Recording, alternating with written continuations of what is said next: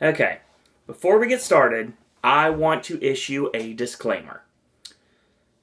I did not, in person, attend Halloween Horror Nights in Hollywood. Everyone knows I am an Orlando guy, and I was able to attend their event 7 nights, 6 plus employee preview night, which I hope, fingers crossed, to be able to get into next year.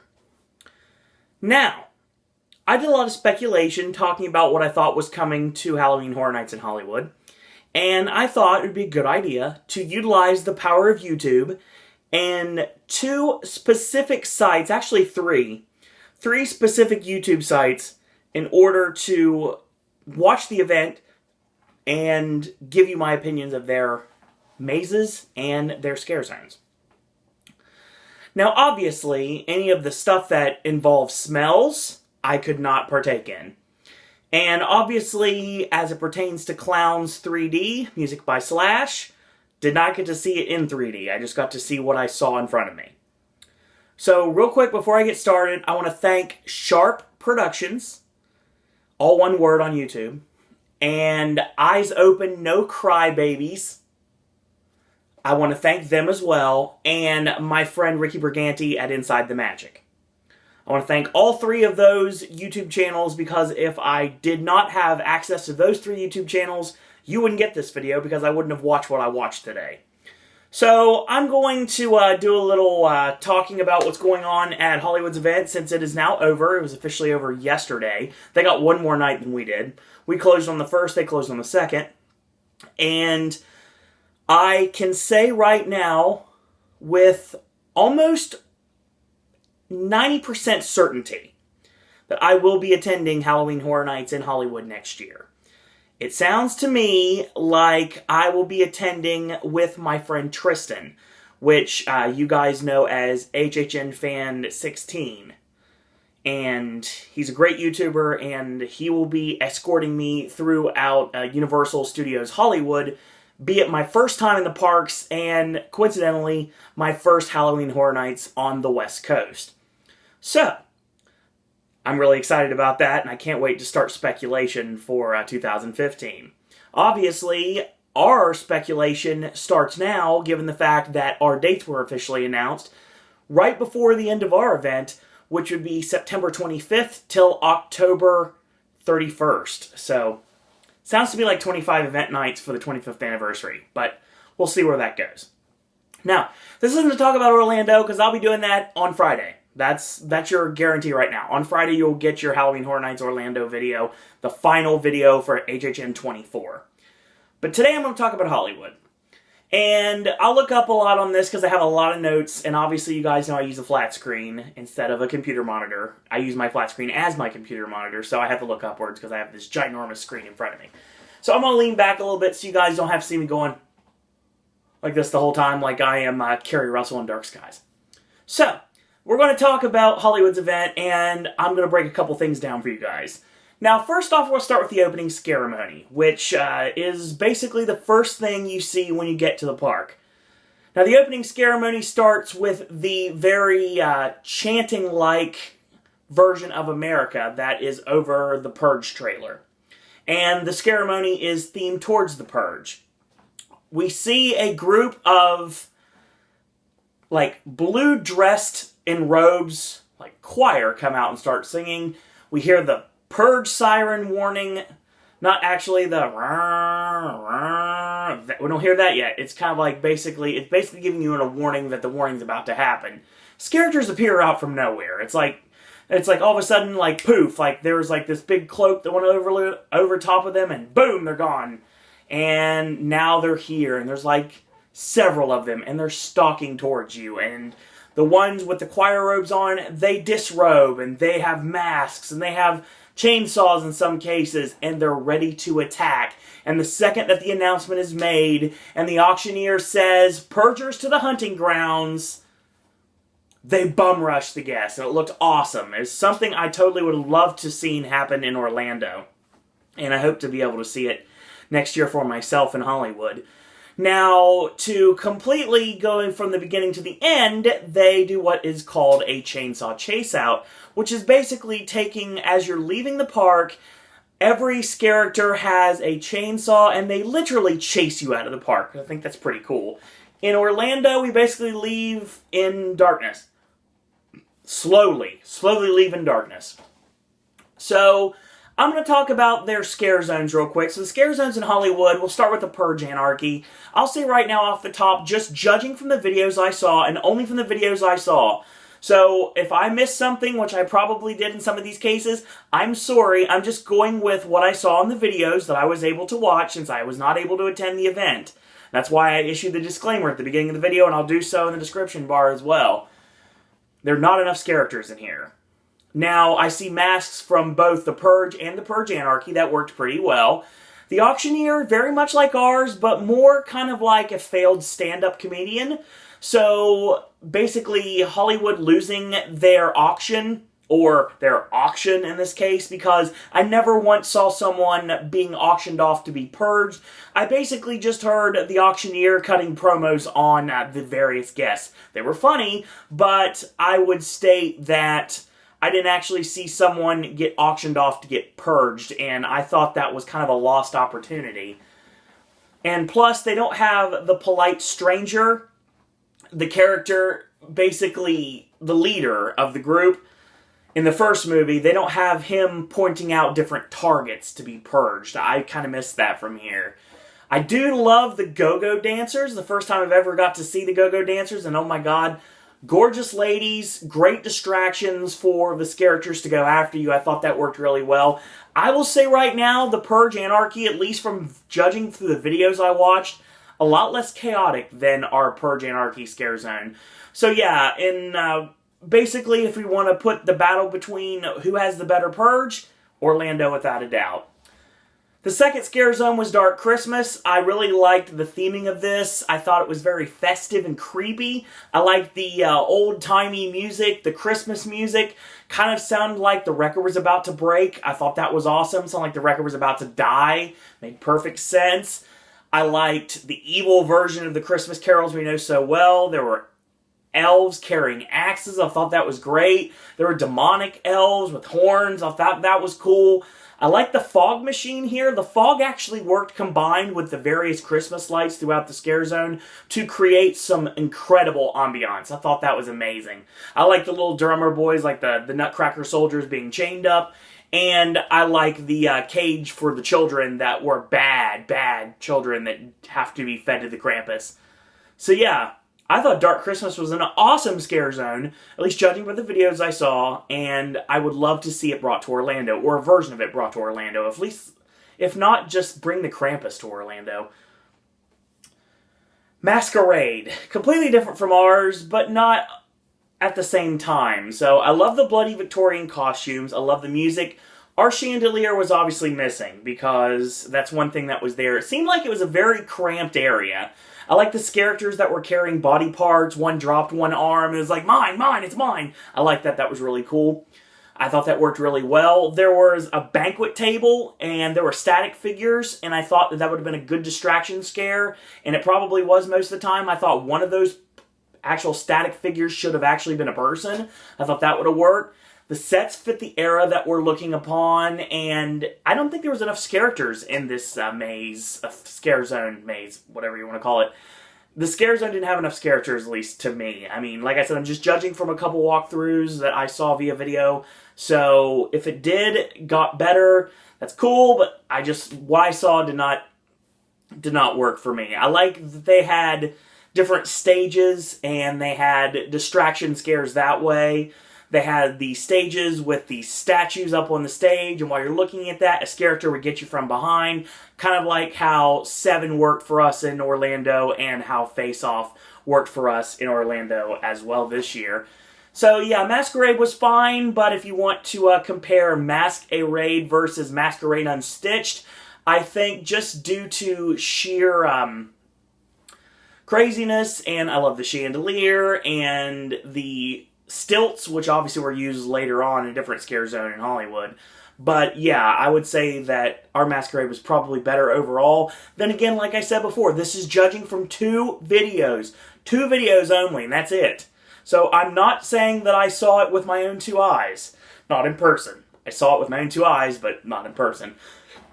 Just judging based on that. Sorry, it has to be that way. If you took the VIP experience, which it sounds to me like I may do next year, you got access to a unofficial scare zone, which basically had a lot of characters. The statue was coming to life here. I like that. There were people following you. It was way too short, but then again, it was kind of an added scare zone, and it worked for what it was. Skulls looked okay. There was no theming. The Wendigo, I liked the Wendigo on the stilts. Thought that worked really well. I actually thought it worked better as a scare zone than it did in the finale room of Roanoke Cannibal Colony or in Orlando. But Skulls was okay. The only major problem about it with the no theming, it makes me think that Skulls was added like extremely last minute. There was not enough thought process put into it. At least judging from what I saw. Now, like I said, this is all judging from what I personally saw. Not in person, but what I saw just a little bit ago, literally right above my eyes. So, yeah, if it worked fine in person, it probably did. But, yeah, not enough characters. Costuming was great, but I will state real quick that the no theming kind of killed it.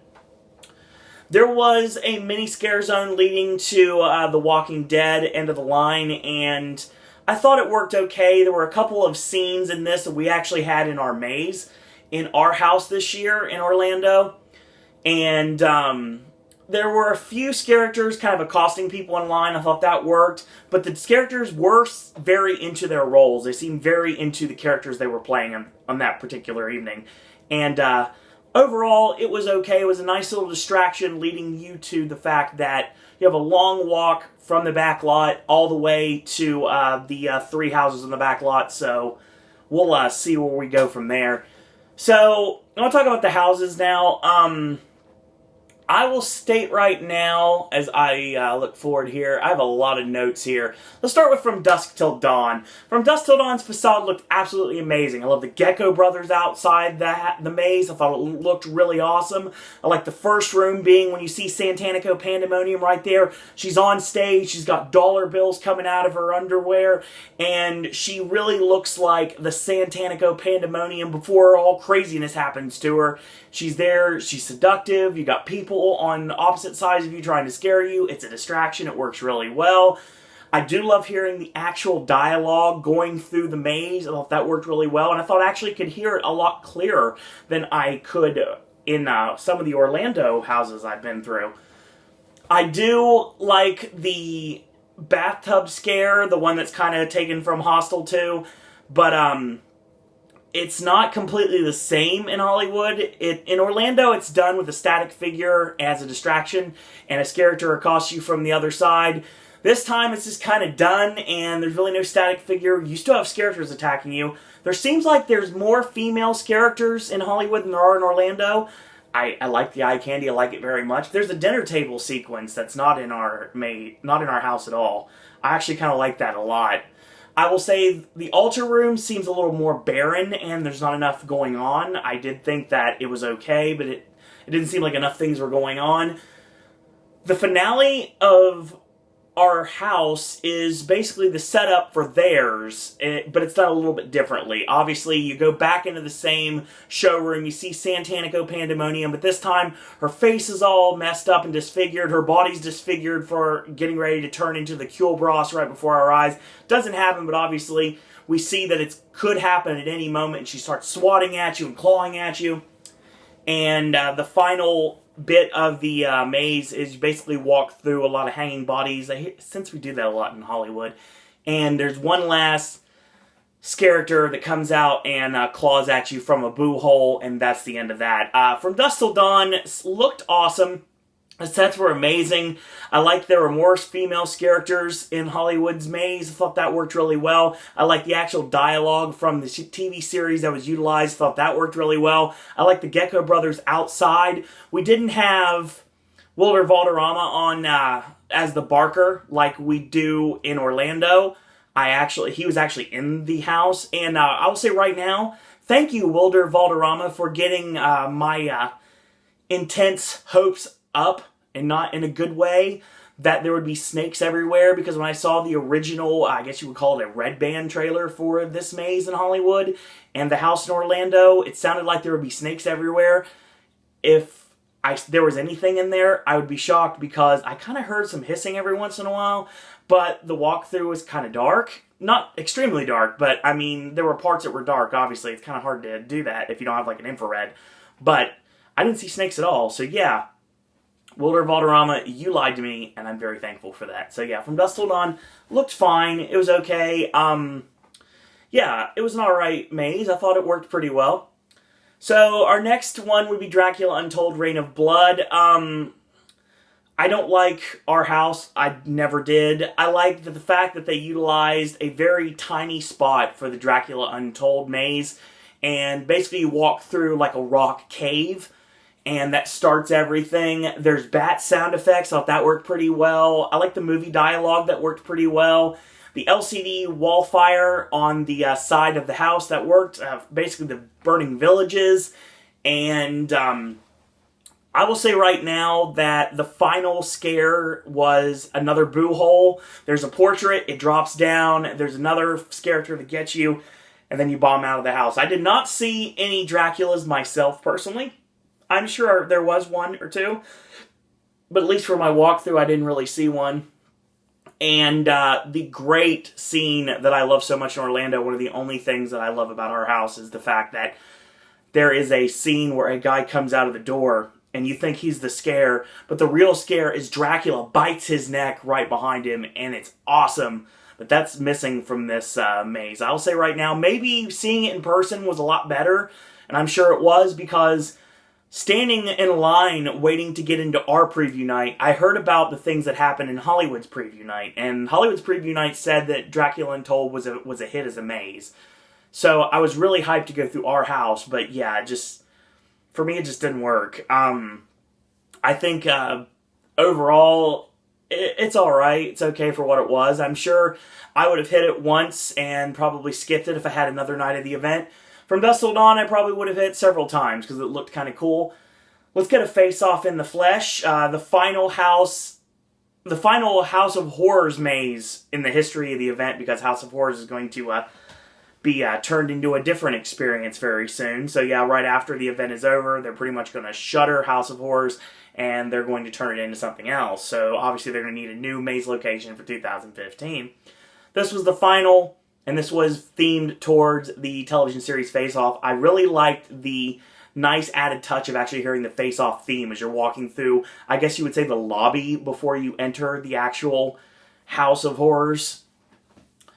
I will say that the figure music, it was kind of fitting in some places and kind of distracting in other places. I'm not a dubstep fan, but it seemed like a lot less of a wah, wah, wah. We got a couple of bits of that, but it wasn't as crazy as I thought it could have been.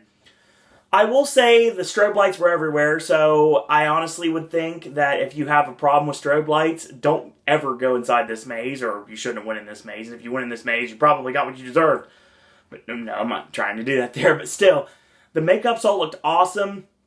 There was a nice mirror room, which was kind of disorienting, and that was not the only one that was in there. A lot of dead space in the maze, and obviously the fact that you have to go up 2 sets of stairs, both up and down, in order to go through the entire House of Horrors, it kind of adds a lot of dead space, so it didn't really work. I like the Mad Hatter as the DJ in the bottom, and like the Frankenstein set. The go-go dancers were in that era, kind of like sexy nurses, kind of like I'm watching Fiends at Halloween, and it's got a nice little party atmosphere, and the wonk wonk actually made sense there. I like how there were a lot of vibrant colors that popped really well, and I do like the fact that they did utilize Ex-Girlfriend to the fullest of the capabilities of the makeup. They had her once in, then you pretty much walk around another corner, and you had her again, and then the final thing, when you walk out of the maze, she's waiting outside the exit with a chainsaw. Not really an ex-girlfriend with a chainsaw, but it worked for me. So yeah, Face Off in the Flesh looked entertaining.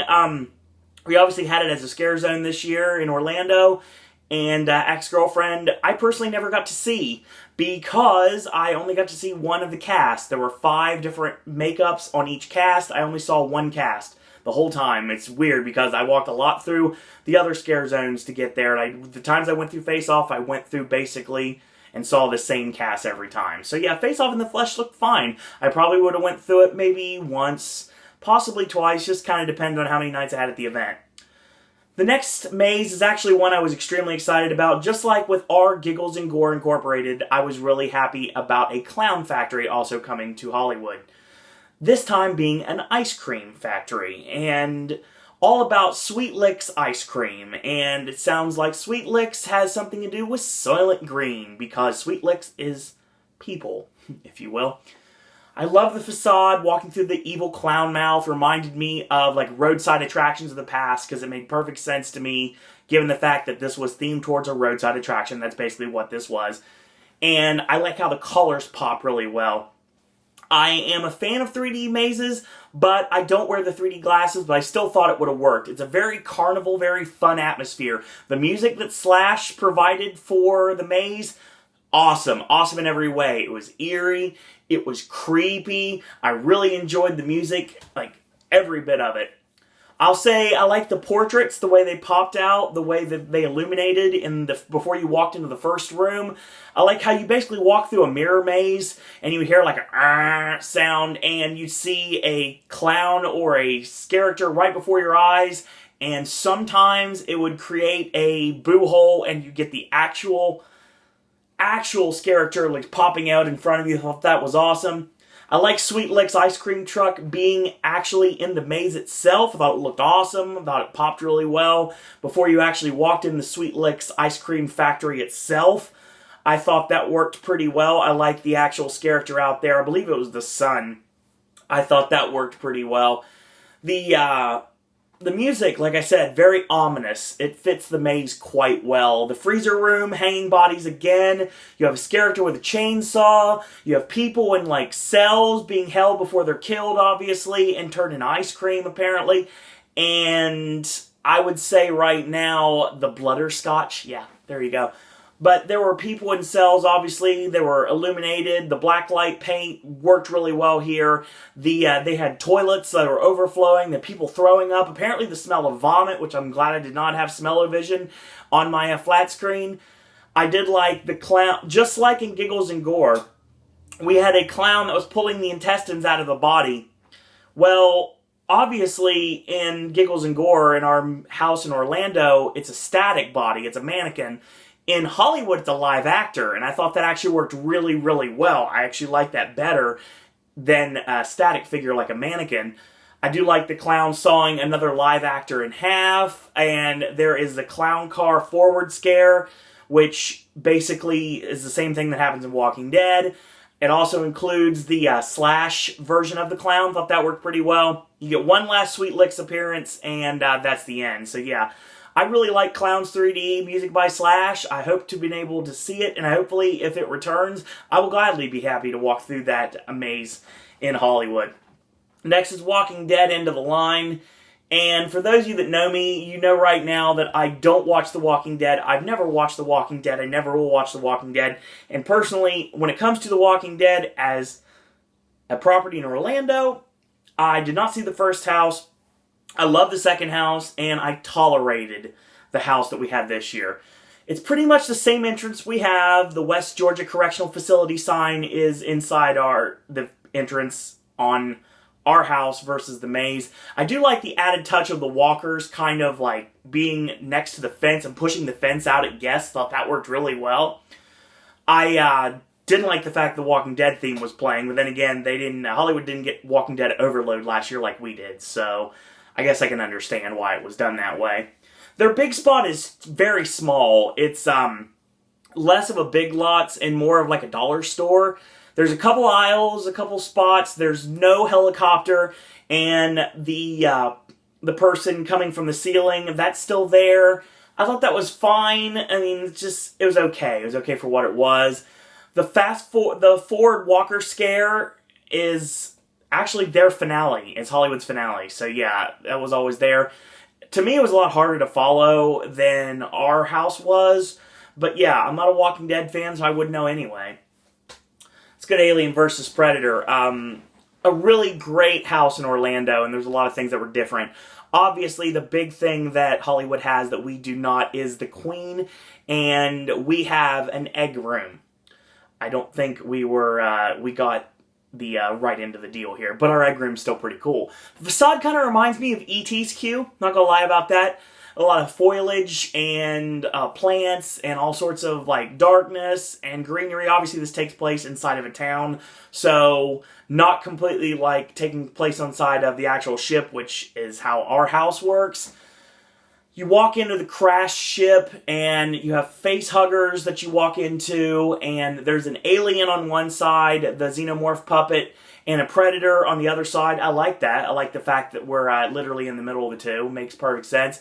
There is a cop car that's in the maze, and there is a policeman that actually has a face hugger on his face, and that is a static figure, at least it looked like one. In the back seat, there's actually an actual character that also has a face hugger on his face, and he's kind of reaching out for help. I thought that worked pretty well. And the Predator red beam and the clicking sounds was basically utilized in this spot right here. In our house in Orlando, it was basically done over the facade of the Weyland-Yutani facility. You have to walk through bodies again. The xenomorph puppet is on the side of the house, and when you walk in the house, they have a version of the egg room. It's basically the living room is filled with eggs. There are people that are stuck in the walls. There is obviously face huggers on their face, and there's actually one poor person that is stuck on the walls, and he has a chest burster burst out of his chest. I thought that was awesome. Again, a predator on one side and a xenomorph on the opposite. Xenomorph attacking through the bedroom window over the body that looks completely destroyed. I love that scare. I thought that looked awesome. I thought that would have been great to see in person. And the finale is obviously the Queen, and then we have an actual character dressed as a xenomorph and a predator as well. And then there's a facehugger guy that comes out of nowhere, and that's how we end the maze in Hollywood. It was okay. I actually liked it. I think if we had the Queen and we had that bedroom scare somehow, I think that ours would have been even more spectacular than it actually was. Hollywood's version was good. It was good. I mean, I can see why it was popular because it's good. So, now we get to an American Werewolf in London. Obviously, it is my favorite house of 2013. I did a final review of 2013's Halloween Horror Nights in Orlando the other day, so it's fresh in my mind, obviously. The Slaughtered Lamb facade in Hollywood looks amazing. Really fits the Jurassic Park overflow queue, which is where it is this year. I like the bartender in the first room, the fact that you actually have an actual character in there. In Orlando, we didn't have anybody in the first room. We just had a bunch of audio, and the audio from the movie is definitely there. Jack getting attacked in the moors by the werewolf, that makes perfect sense. Done exactly the same way in both places, but this time, at the end, there's actually a character shooting at you, so that worked. I like the blood on the teeth of the actual werewolf puppets. Thought that worked really well. David's not in the hospital bed, but he does kind of show up on the opposite side. Their living room scene is very, very different. Very different. The audio, like I said, spot on, and I love the fact they split up the transformation scene. One is where you're actually like a voyeur watching David transform in his actual room, and then you get him on the floor. He's completely turned into the werewolf, and then, of course, you see him right before your eyes lunge at you right before the tube and at the end of the tube. So that worked really well. See you next Wednesday. The movie theater is exactly the same that we had in Orlando, down to the usher getting attacked at the very end of the aisleway. I thought that worked really well. There are 3 werewolves in the very end, and they all are super intense, and they're pretty much like bang, bang, boom, and they all just like get you right out of the maze. No blue moon that I could hear, but yeah, it was pretty spectacular. I think that they both stand on their own as great experiences. Obviously, I love our house. I went through it 8 times, totally loved it, but I would really love if somehow, some way this could be repeat in Hollywood, because I know Hollywood does repeats every once in a while. Hopefully this repeats in Hollywood, because I love to be able to go through an American Werewolf in London yet again. The final thing I want to talk about before we get done here is the Terror Tram. Obviously, I have seen their basically their backlot tours, pretty much what the Terror Tram is, but all the sets are basically overloaded by various walkers, and this is all Walking Dead themed. The tour guide says don't get bit as a warning. I thought that was hilarious. There are helmeted guides with chainsaws. I thought that was really cool. Like riot gear is basically what it is. So yeah, they have riot gear. Apparently they think that the guests are potential walkers, so they have to like exterminate them before they can do anything. Sure. The Bates Motel, riddled with walkers, thought that was pretty cool. There are static walkers along the path. You're like on a walking path, and there'll be characters on the left and right of you. That makes sense. But there's sometimes that they're actually characters and they're static figures, so you don't know which one is going to scare you in the first place. I thought that was pretty cool. It's kind of a free-form walkthrough. It doesn't really seem to be much of a much order to it whatsoever. It seems rather chaotic. I say the sets are pretty nice. I like the different things that they had riddled along the streets. And the War of the Worlds section is definitely filled with walkers too, so that was really cool. So yeah, I would say right now, judging by videos, just videos, I would state that for scare zones, I would totally love to see what their version of the Purge Anarchy is, even though it seems kind of short and kind of non-chaotic like ours is. Dark Christmas looks spectacular. I hope it returns next year so I can see it. Masquerade is fine. I still think ours is a little bit better. The VIP-only scare zone is short, but it's effective in its own little way. Skull seems pushed, kind of basically like it was a last-minute decision, even though it seems like every single year Hollywood has a maze that ends with a Z. But that's just how it works. Walking Dead had a very short little scare zone leading to the entrance to end of the line, so that was fine. It was okay. I think From Dusk Till Dawn would have been awesome to go through. I definitely would have enjoyed that. I think Dracula Untold, I would have went through it once just out of curiosity, honestly. Face Off in the Flesh looked fun in so many ways, like seeing the various makeups throughout the Face Off seasons. Clowns 3D looked really great. Obviously, I've not done any of the other walkthroughs of Hollywood's event. This is the first time I've done this, and I'll probably do this from this moment on. Obviously, next year I'll be shooting my own walkthrough, hopefully. Walking Dead Into the Line was fine. It seemed to be a little bit harder to follow for me personally than our house was. But then again, I'm not a Walking Dead fan, so I don't really know much. It was very dark in there. I'm sure it would have been a lot of really great ambiance if you were there in person, but trying to watch a video, yeah, it doesn't work out too well. Alien vs. Predator was really good. I like the Queen being in there. I like you have both aliens and predators on opposite sides battling. I thought that worked really well. I think our puppets are better overall. I do like their usage of live actors in this house. This maze. Sorry, I gotta remember what coast I'm on here. And I thought AVP was really good on both coasts this year, so judging by just the video. An American Werewolf in London, spectacular. I love the addition of the characters in the first room. I love how lifelike the werewolves looked, even on par, if not a little bit better than our actual puppets were last year. Yeah, it's crazy to say, but yeah, Werewolf was amazing. I really would love to be able to walk through it personally once more, so yeah. And the Terror Tram, like I said, it seems like it's kind of wishy-washy. It seems like some nights it can work, some nights it can't. It just kind of depends on what night you go. But I will say, by and large, you probably will have a good time if you go to Hollywood's event. It looks awesome, and I cannot wait to see it next year. So if you want to follow Halloween Horror Nights Hollywood on Twitter, you can. It's at Horror Nights. And if you also would like to check out some of the awesome updaters, the Halloween Horror Nights updaters from YouTube that talk about Hollywood's event, you can hear from my friend Dr. Jimmy, Docky Mo. You also can hear from the Horror Nights updaters, my good friend John, Psycho Massacre Films, as well as the Red Steel TV, and HHN Fan 16, my good friend Tristan, as well as the Thrill Seeker Network, and HHN Phantom, HHN Fanboy,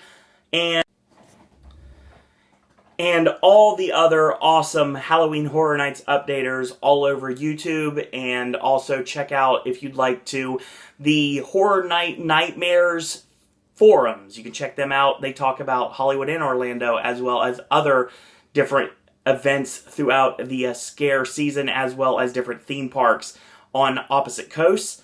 So check those out if you get a chance to. So, as always, if you like these videos, tell your friends about them, leave a comment, do subscribe, help spread the word about Pop. If you haven't yet, go to Facebook, click like on our Facebook fan page. It is Sir Owen Disney Pop. If you'd like to follow me on Twitter, it's at Sir Owen Disney. If you'd like to send me a friend request on Facebook, it's Owen Disney. Last but certainly not least, if you'd like to talk Halloween Horror Nights with me on the opposite coast, you want to talk Universal with me, or Disney, or anything under the sun, wrestling, movies, music, if you want to chat anything with me, ask me questions, you want to talk about what my plans for my trip out west next year are, I will gladly let you guys know. And if you'd like to meet up with me in the parks, you're more than welcome to send me an email and let me know, SirOwenDisney@gmail.com. So, Halloween Horror Nights fans, join me on Friday for one last Halloween Horror Nights 24 review from Orlando. So, until tomorrow, boys and girls, that's all I gotta say about that.